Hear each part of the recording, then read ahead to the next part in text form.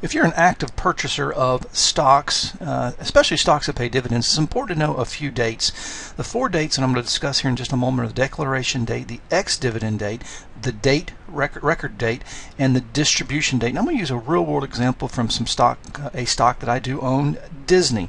So first I'm going to go and I'm going to click on an announcement here, and this is an announcement that was actually made on December 3rd. The board of directors declared an annual cash dividend of $1.15 to be paid on the 8th of January.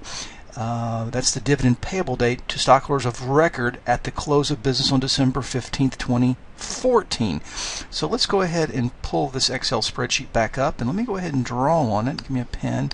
And let's go ahead, and we have some dates here. The first date we had was the declaration date, which was December 3rd in Burbank, California, when the board of directors announced they were going to pay a dividend, and they said they were going to distribute that dividend on 8 January of 2015 to the date of record of 15 December of 2014. Now that sets the ex-dividend date usually 2 business days before.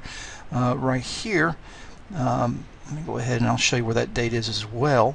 I'm going to go back to Excel. I'm back to Yahoo, and here's the ex-dividend date. It was December 11th. That was the date. So let me go back and put that date on my Excel spreadsheet, which will be right here, the 11th December. That's the ex-dividend date of 2014.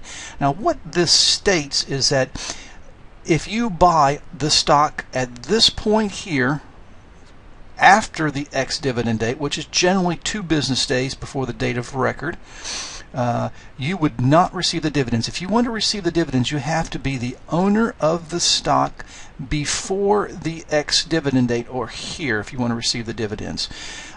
So that's why the ex-dividend date is so important. So anybody that owns the stock after the ex-dividend date, in this red here, the buyer will not receive the dividends. The seller will.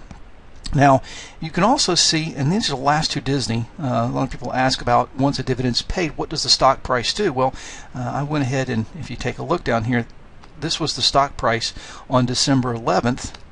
Here it is. And you can see the stock actually dropped from the close of business to the open of business. It actually only dropped 54 cents. Some stocks might drop up to the point of the dividend being paid. It's going to depend on what the market feels the stock, and you can see the market has a favorable outcome of Disney. They believe it's all based on future benefits. That even though they're paying $1.15, they only dropped the stock price by 54 cents.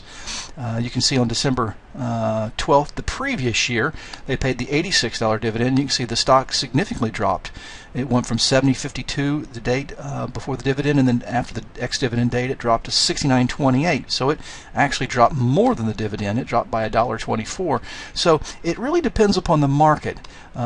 Theoretically, a lot of textbooks will tell you that it drops by the same price, but like I said, it depends on what the market feels the stock is going to generate in the future. It's always about future benefits.